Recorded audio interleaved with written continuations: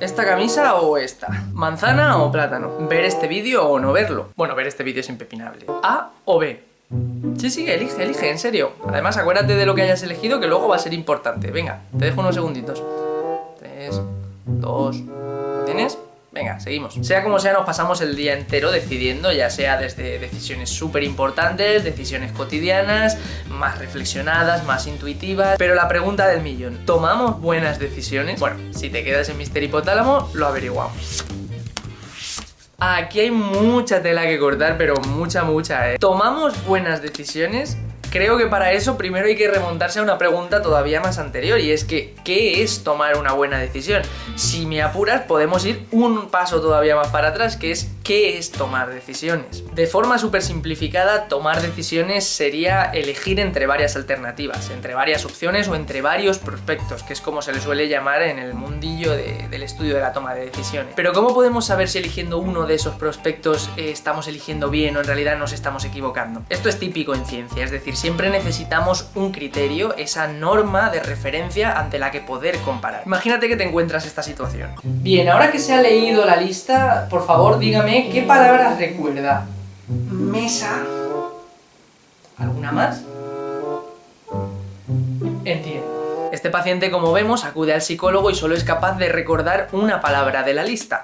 Pero claro, si nosotros no tenemos un criterio previo, ¿cómo podemos garantizar que recordar solo una palabra es algo atípico o es realmente lo habitual en la especie humana? Esto, siguiendo con el ejemplo de la memoria, es relativamente sencillo. Lo que tienes al final como investigador que hacer es llamar a un montón de gente que pase por laboratorio, se tienen que aprender la cantidad de palabras que puedan y entonces luego les preguntas, te las dicen y tienes un criterio de más o menos, pues el promedio es este. El número mágico para la memoria a corto plazo, por ejemplo, era 7 más menos 2. De este modo, ahora, si tenemos el criterio claro, podemos volver al ejemplo anterior y comparar perfectamente. Si antes solo se recordaba una palabra cuando lo habitual es entre 5 y 9, ya sabemos que algo ahí está fallando. Claro, ahora tenemos que volver a la toma de decisiones y aquí la pregunta es complicada. ¿Qué criterio utilizamos para determinar que una decisión es buena o una decisión es mala? Y claro, digo que aquí es complicado porque no todas las decisiones son iguales. Y claro, esto podría llevarnos a una especie de callejón sin salida porque al final, ¿qué criterio estableces que sea útil para todo el abanico de situaciones? Pero por suerte existen disciplinas mucho más pragmáticas, como es el caso de la economía, que tratan de simplificar bastante las cosas. Ojo, a veces incluso un exceso de simplificación. Pero bueno, vamos a comenzar por el principio. Desde la economía, incluso desde antes de que fuera economía, cuando lo que había eran unos cuantos filósofos que podrían considerarse los padres fundadores de la economía, todo se sintetizaría en el concepto de utilidad. ¿Qué es la utilidad para un economista? La utilidad económica no es sinónimo de utilidad en el sentido coloquial, ¿no? Algo es útil porque es práctico para tal, porque me sirve para tal. La utilidad económica es un término que se utilizaría para referirse a todo aquello que de algún modo es provechoso, beneficioso para nosotros, pero digamos una manera de evitarse poner unidades concretas. Si por ejemplo es dinero, pues aquello que más beneficio nos dé. Salud, aquello que más salud nos dé. Pues en vez de hablar de beneficio, de salud, de satisfacción, de felicidad, los economistas hablan en general de utilidad. De este modo, por ejemplo, 100 euros son más útiles que 20 euros. De igual manera que seguramente será más útil vacunarse ante la COVID-19 antes que hacer caso de los consejos de Miguel Bosé. Bien, pues en torno al 1700, Bernoulli, con su teoría de la utilidad esperada, ya sentaría las bases de que este concepto de utilidad sería un poco el criterio normativo para la toma de decisiones. De este modo, una persona que toma buenas decisiones se supone que es aquella que siempre que decide trata de maximizar la utilidad. Si tú, por ejemplo, tienes que elegir entre 3 posibles opciones que te van a dar beneficios económicos, la idea es que tú elijas aquella que más utilidad tenga, que en este caso sería aquella que más dinero te proporcione. Este concepto de utilidad se ha ido haciendo cada vez más y más complejo. Se han sacado una serie de axiomas basados en las leyes de la lógica, en las leyes de la probabilidad, y ya en el 1900 se desarrolló la teoría de juegos, que es la versión axiomatizada de esa teoría de la utilidad esperada, que básicamente ha terminado ya de sentar las bases para que la utilidad utilidad y el hecho de querer maximizar esa utilidad sea lo que rija la toma de decisiones. Se han dictado las reglas del juego, un juego que han seguido jugando los economistas, pero que también han adoptado muchos otros científicos, psicólogos, neurocientíficos, y por tanto el estudio de la toma de decisiones ha acabado adoptando estas reglas. Es decir, si la persona que tenemos delante, cuando le planteas diferentes prospectos entre los que tiene que elegir, elige aquel que realmente maximiza la utilidad, entonces estaría decidiendo bien. Pero si elige cualquier otro que le desvía por poco que sea de esa maximización, entonces se acaba concluyendo que esa persona pues no está decidiendo todo lo bien que se espera, o a veces incluso se llega a decir que comete un error en la decisión. Lo bueno de maximizar la utilidad y de todas las reglas que se han establecido es que permite realmente calcular cuál de esas opciones es la que más utilidad tendría y por tanto la que se debería escoger. Por ejemplo, imagina que te dicen que tienes que elegir entre A o B. A implica que puedes ganar 100 euros pero con un 20% de probabilidad, mientras que B implica que puedes ganar 40 euros seguro. Siguiendo un planteamiento de maximización de la utilidad, podríamos perfectamente calcular cuál de estas opciones tiene más utilidad para nosotros. Si tú puedes ganar 100 euros pero solo con un 20% de probabilidad, podríamos calcular 100 por 20% y por tanto la utilidad sería de 20 euros, mientras que con la opción B, 40 euros al 100% serían 40 euros. Por tanto, la opción B tiene más utilidad esperada para nosotros y sería lo lógico, sería la que deberíamos escoger. Claro, tendría mucho sentido plantear, vale, esto es muy fácil de calcular en este caso, que tienes dos opciones monetarias con probabilidades definidas, pero ¿qué pasa en el mundo real cuando yo tengo que decidir si ir a la panadería A o a la panadería B? Pues bien, muchos economistas y otros investigadores dirían que en realidad nosotros seguimos como un planteamiento bayesiano, donde incluso sin saber qué probabilidad tiene de que ocurra algo o qué valor exacto de beneficio nos daría algo, nosotros establecemos o distribuimos ese valor y esas probabilidades como si las supiéramos. De manera que si tengo que elegir ir a la panadería A o a la panadería B, yo diría algo así como de, ostras, la panadería B me da más beneficios que la A porque el pan que hacen allí me gusta más, además la probabilidad de que ese pan esté en estos momentos es de tanto porque hay muchos clientes. Al final podríamos de algún modo acabar calculando de la misma manera que antes cuál de estas panaderías tiene más utilidad para nosotros. Claro, esto suena bastante guay, parece que no tendría demasiadas lagunas, que todo el mundo entonces sería capaz de siempre moverse por esa maximización de la utilidad y de hecho, pues bueno, tiene sentido. ¿Quién no va a querer al final obtener el mejor beneficio con cualquier decisión que tome? Y por tanto parece un criterio bastante sólido. Pero ojo, y alerta spoiler, sí que tiene lagunas y de hecho bastantes. Daniel Kahneman, psicólogo, recibió el premio Nobel de Economía, creo que fue en 2002, precisamente por demostrar que las personas no siempre nos ceñimos a este criterio de maximizar la utilidad, sino que muchas veces nos desviamos bastante de este criterio. Bueno, cabe destacar que el mérito del trabajo no fue solo de Daniel Kahneman, también fue de su compañero Amos Tversky, y él no recibió el premio Nobel porque falleció unos años antes. Pero el caso es que este trabajo tuvo unas importantísimas implicaciones. Bueno, sin ir más lejos, el libro de divulgación que escribió, Pensar rápido, pensar lento, es hoy uno de los más recomendados en las aulas de psicología. Y bueno, de algún modo el trabajo de Kahneman y Tversky se centraba en demostrar que no siempre nos ceñimos a esa maximización de la utilidad, muchas veces precisamente porque tenemos limitaciones, a veces por tiempo, a la hora de decidir tenemos que decidir muy deprisa,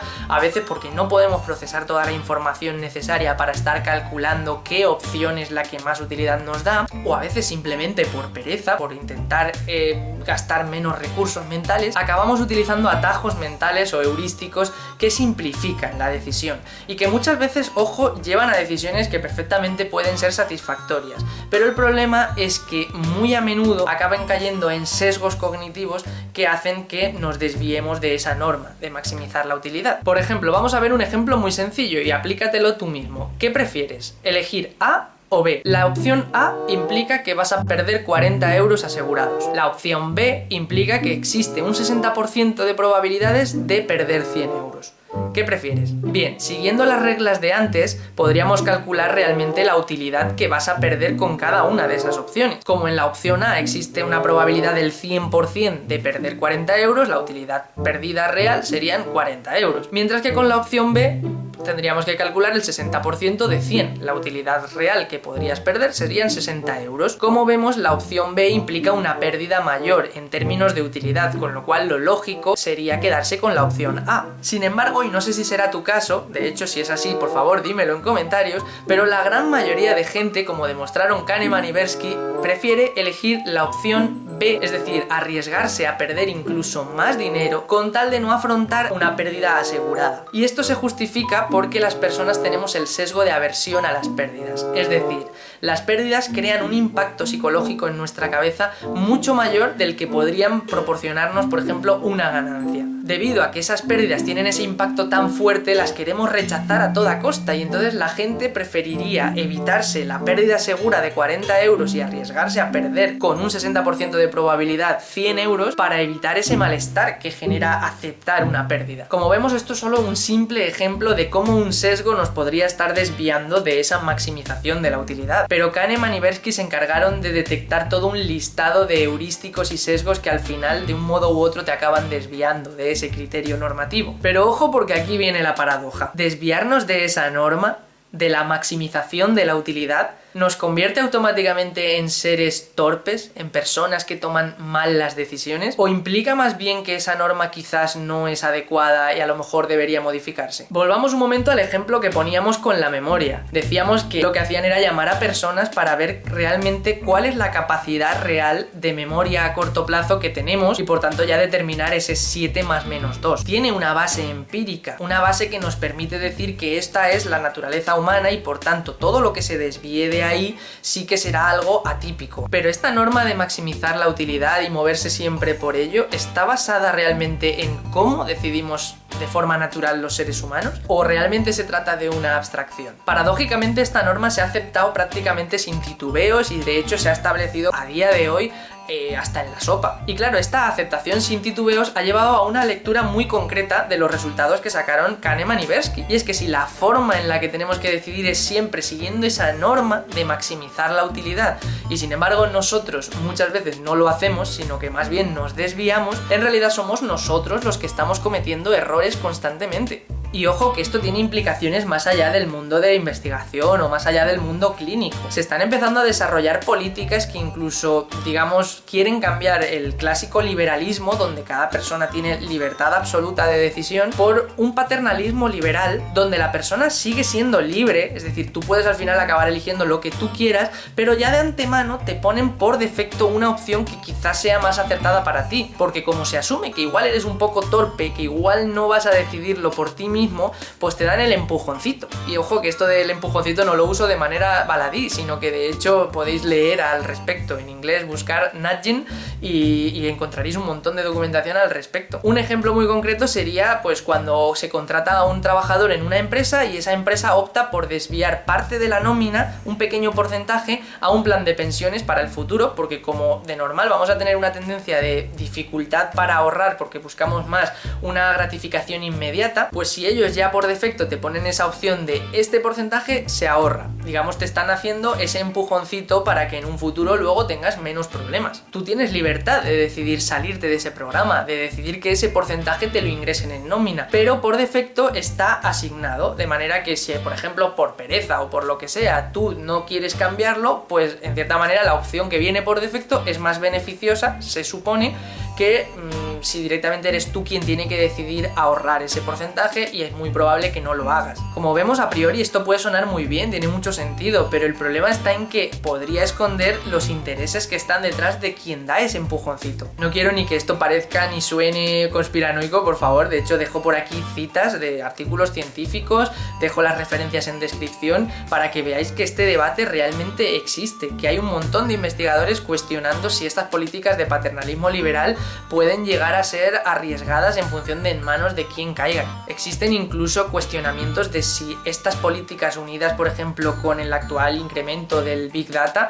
podrían llegar a poner en riesgo aspectos como la democracia. De hecho, estos temas son flipantes y si queréis en algún momento los podemos tratar mucho más largo y tendido. Pero bueno, no nos vayamos del tema, volviendo. El problema es que todos estos fundamentos se están basando, como decíamos, en esa norma de maximizar utilidad, en el hecho de que las personas muchas veces no la seguimos, pero Repito, ¿y si la norma no es la adecuada? Realmente la norma no se ha basado en una observación empírica de cómo se comporta el ser humano, sino que se ha basado en su mayoría en asunciones de algunos filósofos o economistas que realmente realizaron abstracciones a veces muy simplificadas del ser humano. Recomiendo mucho leer acerca, por ejemplo, de la concepción del Homo economicus, una abstracción que habla de que el ser humano siempre va a ser egoísta, perezoso, se va a mover por la ley del mínimo esfuerzo, siempre intentando maximizar su beneficio. Pero el caso es que todas estas ideas poco o nada tienen que ver a veces con la naturaleza real, humana. Es como si, por ejemplo, una persona hubiera cogido y sin más hubiera dicho: mira, es que la memoria a corto plazo debe moverse en torno a 50 palabras. No vamos a establecer el criterio de 7 más menos 2. Yo me saco de la manga el que sean 50 palabras. Y automáticamente, cuando evalúas al resto de personas, como lo que obtienen es en torno a 7 palabras en promedio, dices: ostras, es que no llegan a 50, son todos torpes. Y no solo eso, sino que es que vamos a intentar que sean menos torpes, vamos a implantarles un chip en el cerebro para que consigan recordar las 50 palabras, que es lo lógico. Y claro, una cosa es que te apoyes en tecnología porque realmente quieres apoyarte en ella, porque realmente sabes que te puede aportar una ventaja adaptativa y que te va a hacer la vida más cómoda, que para eso al final es para lo que se usa la tecnología. Pero es muy distinto esto a que tú, por ejemplo, tengas que utilizar la tecnología casi como una obligación porque no llegas al mínimo indispensable, y más teniendo en cuenta que ese mínimo indispensable se ha puesto de manera quizás arbitraria o poco realista. Por suerte, cada vez existen más enfoques que tratan de contextualizar un poco mejor la cuestión. Recomiendo muchísimo cualquier trabajo de Gerd Gigerenzer, yo dejo por aquí algunos en la descripción, pero básicamente su vida, su investigación se ha centrado en cuestionar todo esto de la maximización de utilidad y tratar de dar una visión mucho más ecológica. Gigerenzer lo que plantea es que esa estrategia de siempre buscar la mayor utilidad que puedas obtener de una decisión puede estar muy bien en algunos contextos, en aquellos propicios para estar reflexionando, para estar haciendo cálculos, pero hay muchísimos otros contextos mucho más complejos en los cuales, o bien porque existe un exceso de información, o bien porque ni siquiera cuando decidas no tienes por qué saber qué resultado vas a obtener. A lo mejor lo obtienes de aquí a 10 años, o a lo mejor depende en parte del azar. En esos contextos, ¿qué maximización de la utilidad vas a hacer? Existen muchos contextos en los cuales optar por utilizar uno de esos heurísticos, uno de esos atajos mentales rápidos, a bajo coste, no solo puede llevarte a decisiones adaptativas, satisfactorias, sino que a veces puedes superar incluso el beneficio que obtendrías con respecto a tratar de maximizar la utilidad. Un ejemplo muy sencillo: imagínate que llevas varios días sin comer y de repente en la selva te encuentras un árbol con un montón de frutas, pero de repente al otro lado hay un león que te está ya mirando con ojos golosones. Si siempre decidiéramos maximizando la utilidad, uno tendría que pararse a pensar: vale, ¿qué beneficio me va a dar el árbol? ¿Qué beneficio me puede quitar el hecho de que me coma el león? ¿Qué probabilidades hay de que me coma, de que no me coma? A lo mejor para cuando decides que lo racional es huir de ahí porque te puede comer ese león, a lo mejor ya te ha comido. Mientras que si en lugar de frenar tanto, lo que hacemos es dejarnos guiar un poco por esas emociones que nuestro propio cuerpo tiene,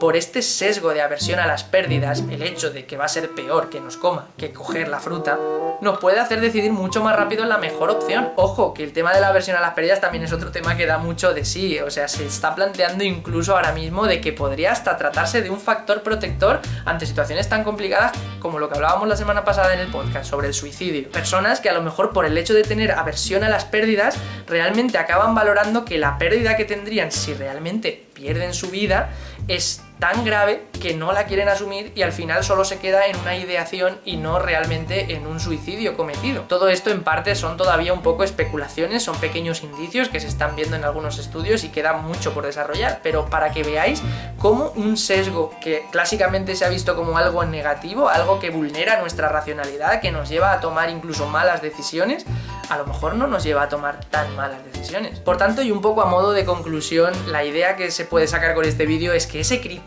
de maximizar utilidad que siempre guía el estudio de la toma de decisiones quizás no sea el más acertado. No quiere decir con esto que haya que erradicarlo del mapa, que no sirva para nada, ni muchísimo menos. De hecho, es un criterio que, como digo, sigue siendo muy útil a día de hoy y en muchos contextos puede ser perfectamente aplicable. Pero quizás sí que necesitamos una reforma, contemplar unos criterios más realistas, ver si en otros contextos quizás sea mejor utilizar otro criterio distinto. Por suerte están empezando a haber un montón de equipos de investigación que están ampliando la veda muchísimo. Se está empezando a contemplar el hecho de, oye, pues mira, a lo mejor en esta decisión no hemos maximizado la utilidad, pero hemos optado por algo que es muy adaptativo, algo que nos ha proporcionado más salud, algo que, por ejemplo, nos ha dado más satisfacción. Un ejemplo que trataremos más largo y tendido en un vídeo que quiero hacer es el hecho de que cuando una persona dedica más tiempo a reflexionar sobre aquello que quiere comprar, sobre aquello que quiere escoger, a veces después disfruta menos. De este modo, a lo mejor reflexionar mucho en torno a, no sé, qué serie queremos ver, a lo mejor sí, a lo mejor cuadra con ese criterio de maximizar utilidad. Estamos eligiendo finalmente la que más utilidad en teoría nos daría.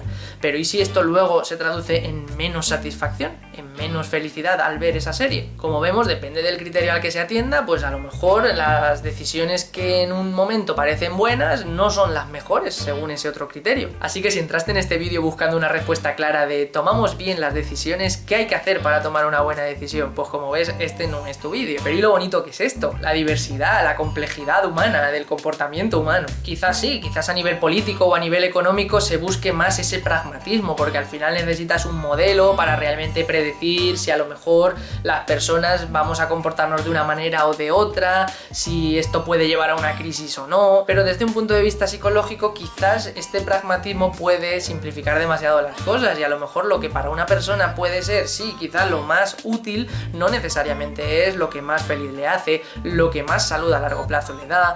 A veces ni siquiera depende de nosotros, depende de cuestiones de azar. Tan importante es, de hecho, aquí el azar, que algunos investigadores están planteando el hecho de no valorar el resultado de nuestras decisiones, sino más bien el proceso. Así que, como vemos, se ha abierto el abanico. Tomar buenas decisiones depende del criterio que utilicemos para juzgar si se está tomando una buena decisión. Y dicho esto, yo ya no me explayo más. ¿Qué te ha parecido el vídeo? Cuéntanos, dinos algo en comentarios, nosotros vamos a estar leyendo todo. Ay, casi se me olvida, al principio elegiste A o elegiste B, ¿te acuerdas? ¿Qué elegiste? Si elegiste A, lo que tienes es que suscribirte si no lo has hecho aún, y si elegiste B, lo que tienes es que dejarnos un comentario. Te lo dije, era importante la elección. Pero bueno, si has llegado aquí es porque al menos un poquito te ha pegado la curiosidad, así que venga, no te cuesta nada. Dale like, que es gratis, suscríbete, compártelo, activa la campanita para que YouTube te avise de los nuevos vídeos, que la semana que viene tendremos otro podcast guapo, guapo, guapo. Y nada, ahora sí, no me explayo más. Un abrazo y hasta otra.